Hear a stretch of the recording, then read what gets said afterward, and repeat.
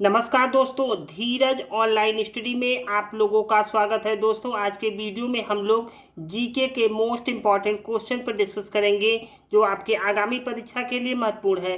तो आइए वीडियो प्रारंभ करते हैं। और आज का पहला प्रश्न है कि हिंडनबर्ग रेखा किस दो देशों की विभाजन रेखा है?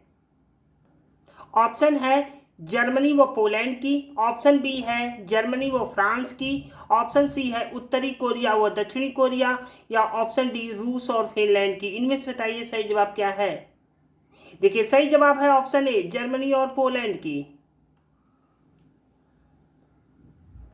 देखिए, जर्मनी व पोलैंड के बीच की रेखा को हम हिंडनबर्ग रेखा कहते हैं।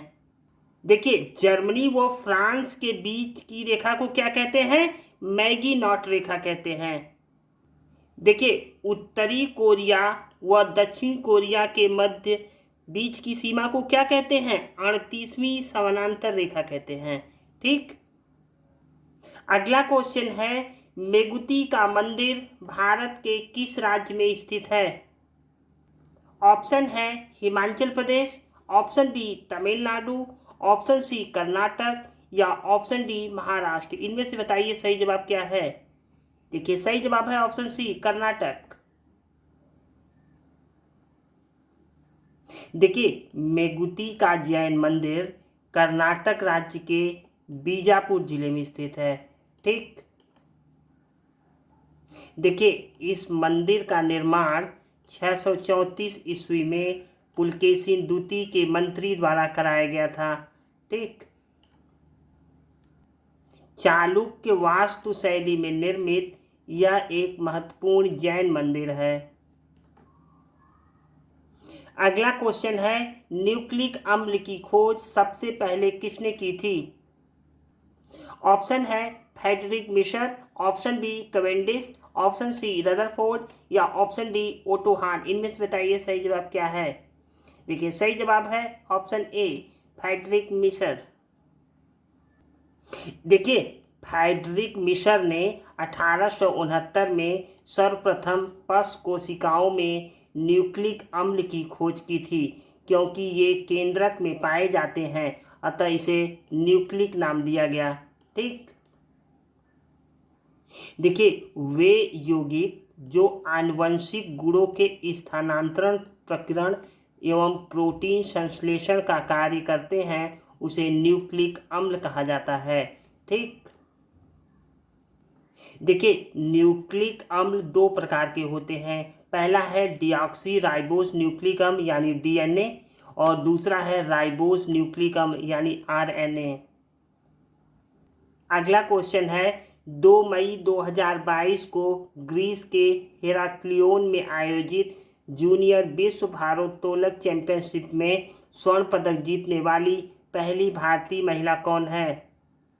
और सही जवाब है हर्षदा शरद गरुड़।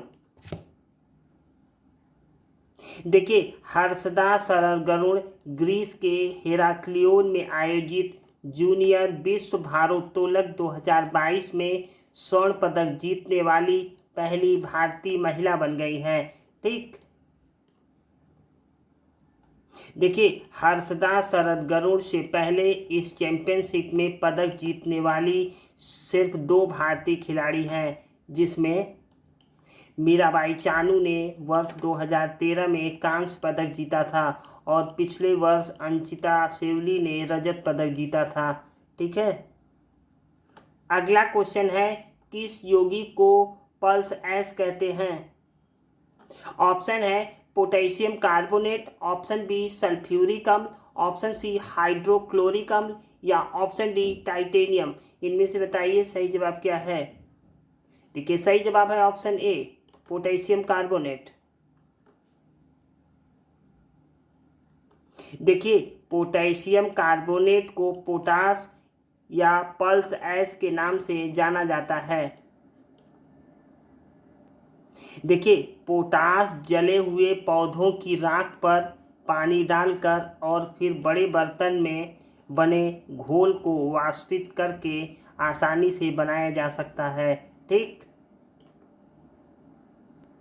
अगला क्वेश्चन है फारसी के कवियों में किसे भारत का सादी कहा जाता है? ऑप्शन है अमीर Khusro, option B Amir Hasan, option C Ibn Battuta या ऑप्शन डी अल बरूनी। इनमें से बताइए सही जवाब क्या है? देखिए सही जवाब है ऑप्शन बी अमीर हसन।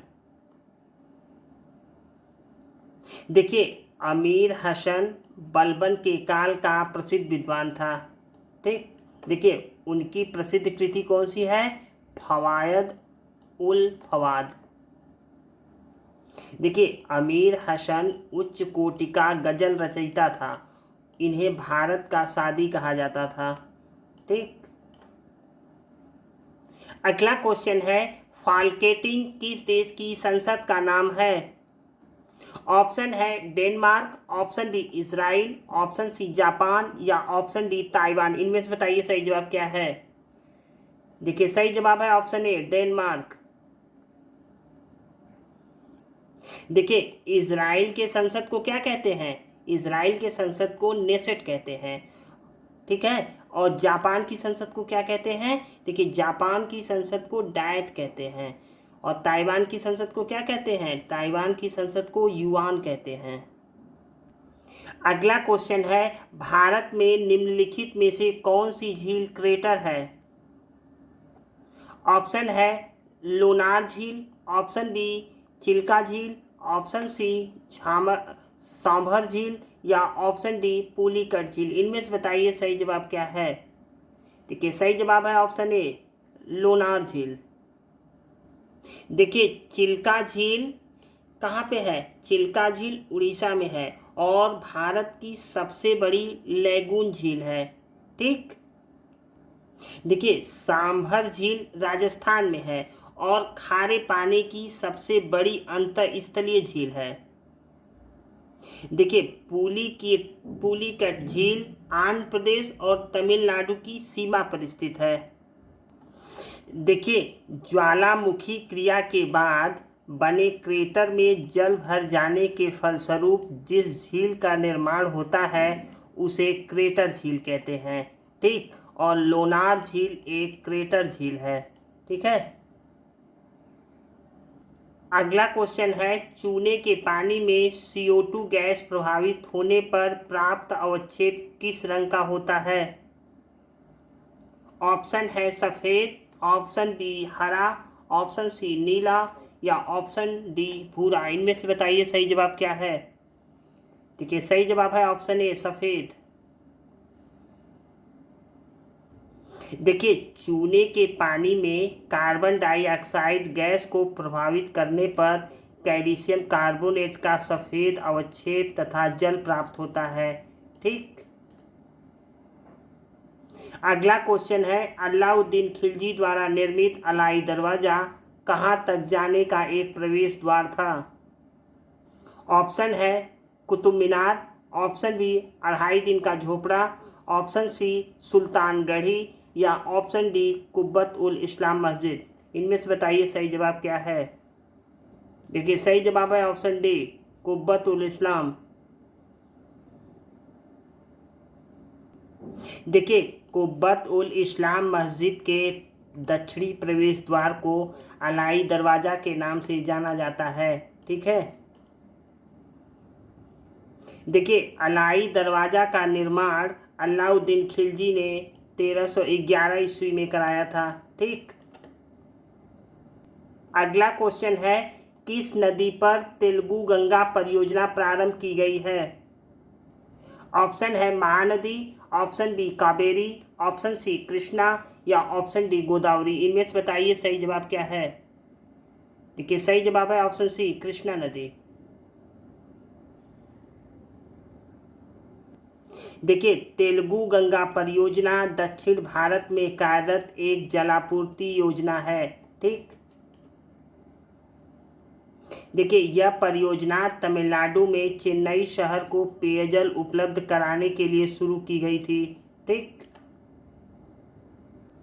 देखिए आंध्र प्रदेश में कृष्णा नदी के होने के लिए पानी के स्रोत के कारण इस परियोजना को कृष्णा जल आपूर्ति परियोजना के रूप में जाना जाता है। अगला क्वेश्चन है राष्ट्रकूट वंशी अमोघवर्ष ने कन्नड़ भाषा में किस काव्य ग्रंथ की रचना की थी? ऑप्शन है मत्त विलास प्रहसन, ऑप्शन बी कवि राजमार्ग, ऑप्शन सी प्रबंध चिंतामणि या ऑप्शन डी बिकमांग चरित्र। इनमें से बताइए सही जवाब क्या है।